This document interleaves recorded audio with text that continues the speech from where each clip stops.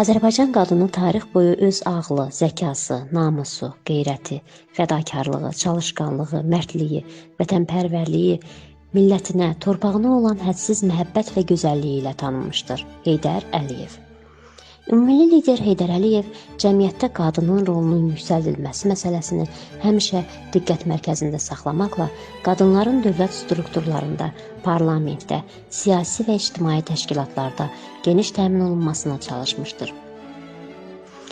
Müstəqil Azərbaycanın 1995-ci il 12 noyabrında qəbul edilən konstitusiyası qadınların kişilərlə bərabər hüququnu təsdiqləməklə demokratik dövlət quruculuğu prosesində onların fəal iştirakının hüquqi bazasını yaratmışdır. Ümummilli lider Heydər Əliyev 1998-ci ildə Azərbaycanda qadınların rolunun artırılması haqqında sərəncam imzalanmışdır. Bu sərəncamda dövlət strukturları tərəfindən daha yüksək diqqət tələb edən öncül sahələr müəyyənləşdirilmişdir.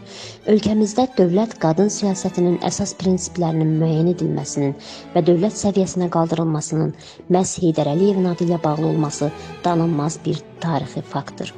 O, qadınların idarə etmə, qərar qəbul etmə və sosial həyatın bütün sahələrində irəli çəkilməsini vacib bilmişdir.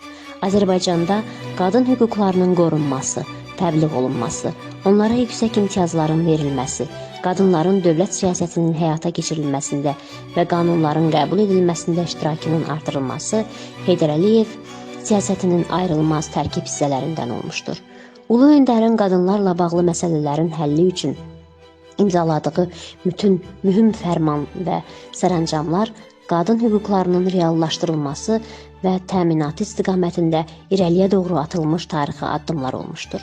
Heydər Əliyev hər zaman vurğulayırdı ki, dövlət quruculuğunun bütün mərhələlərində xüsusi xidmətləri olan Azərbaycan qadınları ölkəmizdə ictimai-siyasi sabitliyin və əmin-amanlığın qorunması, milli dövlətçiliyimizin daha da möhkəmləndirilməsi üçün bugün də var qüvvələrini sərf edirlər.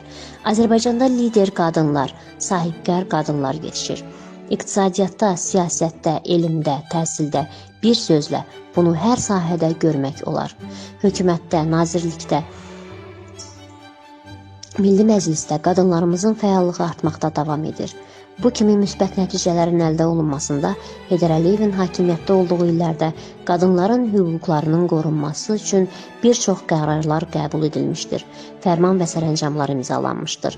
Beynəlxalq təşkilatlara üzv olaraq mühüm sənədlərin ölkəmizdə tətbiq olunmasının reallaşdırılmasındakı rolu danılmazdır. Azərbaycan qadınları cəmiyyətin dinamik inkişafı istiqamətində həyata keçirilən iri-miqyaslı layihələr də öz fəallığı ilə seçilirlər. Azərbaycan qadını həm də vətənə, millətə yararlı, tərbiyəli övladlar böyüdən, vətənin sərhədlərini qoruyan əsgərlər, vətənpərvərlər yetişdirən anadır. İlham Əliyev də bugün ulu öndərimizin siyasətini davam etdirərək Azərbaycan qadınına geniş yer vermişdir.